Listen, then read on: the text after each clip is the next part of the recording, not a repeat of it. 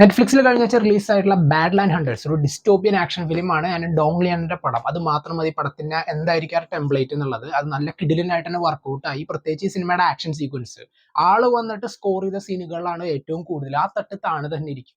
ആ ഒരു കിൻഡലിടി ഇവിടെയും നന്നായിട്ട് അറിയാൻ പറ്റും. ആൻഡ് ഇടിച്ചിടിച്ചിടിച്ച് മോന്തൊക്കെ പഞ്ഞിക്കെട്ട് പോലെ ആക്കി വിട്ടിട്ടുണ്ട്.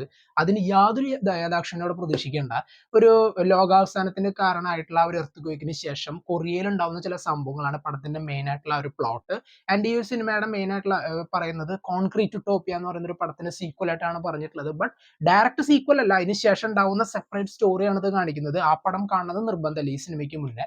ആൻഡ് ആ ഒരു സംഭവങ്ങൾ ഇപ്പോ ഒരു ലോകാവസാനത്തിന് ശേഷം സർവൈവ് ചെയ്തു വന്ന ആളുകൾക്ക് വെള്ളത്തിനുള്ള ബുദ്ധിമുട്ട്, ബേസിക് നീഡ്സ്, ലൈഫ് എങ്ങനെ മുന്നോട്ട് കൊണ്ടുപോകണം എന്നുള്ള ബുദ്ധിമുട്ടുകളൊക്കെ ഉണ്ടല്ലോ, അതൊക്കെ നൈസ് ആയിട്ട് ഇതിൽ കാണിച്ചിട്ടുണ്ട്. എൻ്റെ ഒരു 1.25 മണിക്കൂറിനടുത്തുള്ള പടത്തിൽ ഉള്ള ടൈം കൊണ്ട് അവർ മാക്സിമം സ്റ്റോറി എസ്റ്റാബ്ലിഷ് ചെയ്ത് പ്രേക്ഷകരിലേക്ക് നന്നായി കണക്ട് ചെയ്ത് പോകാൻ ഉള്ള ക്യാരക്ടേഴ്സിനൊക്കെ നല്ല രീതിയിൽ തന്നെ കണക്ട് ചെയ്ത് കൊണ്ടുപോകുന്നുണ്ട്. ആൻഡ് നമുക്കായിട്ടൊരു ഇമോഷണൽ അറ്റാച്ച്മെന്റും അവിടെ ക്രിയേറ്റ് ആവുന്നുണ്ട്. അധികം ഫ്ലാഷ് ബാക്കുകളിലേക്കൊന്നും ക്യാരക്ടേഴ്സിന്റെ പോവാതെ ഉള്ള ക്യാരക്ടേഴ്സിനെ നല്ല രീതിയിൽ എസ്റ്റാബ്ലിഷ് ചെയ്യാൻ അവർക്ക് പറ്റി. ഓരോരുത്തരുടെയും മോട്ടീവ് എന്താണ്, ഇന്ന കാര്യങ്ങൾ ചെയ്യാന്നുള്ളതൊക്കെ പറഞ്ഞിട്ട് കൺവിൻസിംഗ് ആയിട്ട് തന്നെ തോന്നി. പിന്നെ പറയേണ്ടത് സിനിമയുടെ ആക്ഷൻ കൊറിയോഗ്രഫിയാണ്. ഞാൻ ഡോങ്ലിയുടെ ഒരു ഫൈറ്റ് കൂടി ആകുമ്പോൾ അറിയാലോ ആ ഒരു എഫക്റ്റ്.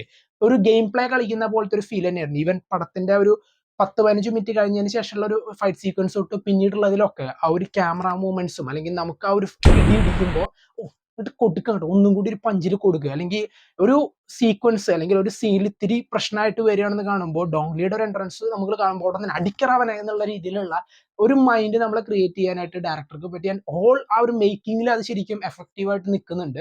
ആൻഡ് ഇതിൽ പറയേണ്ടത് ആ ഒരു സീക്വൻസ് ഇങ്ങനെ നടക്കുമ്പോൾ ഒരു ഗെയിം പ്ലേയിൽ നമ്മൾ ഇങ്ങനെ ഡോഡ്ജ് ചെയ്ത് ആ ഒരു ഫൈറ്റ് ഇങ്ങനെ ഗൺ ഷോട്ട് ചെയ്യുക, ഒരു ഫൈറ്റ് ഒരു പഞ്ച് കൊടുക്കുക, അതൊക്കെ നല്ല കറക്റ്റ് അതുപോലെ തന്നെയുള്ള ഒരു ഫീൽ ഇതിൽ കിട്ടി. ഒരു ഗെയിം പ്ലേ ചെയ്യുന്ന പോലെ തന്നെയായിരുന്നു എനിക്ക് ഫീൽ ചെയ്തിരുന്നത്.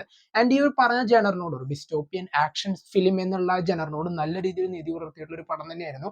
നിങ്ങളൊരു ആക്ഷൻ പടം കാണാനുള്ള മൈൻഡ് ആണെങ്കിൽ നേരെ വിട്ടോ നെറ്റ്ഫ്ലിക്സിലേക്ക്. അവിടെ അണ്ണനും പിള്ളേരും വെയിറ്റിംഗ് ആണ് വിത്ത് കിൻഡലിടി. അപ്പോൾ പടം കണ്ടവർ നിങ്ങളുടെ അഭിപ്രായം കമന്റ് ബോക്സിൽ നോട്ട് ചെയ്യുക. കാണാത്തവർ തീർച്ചയായിട്ടും കാണുക. And until then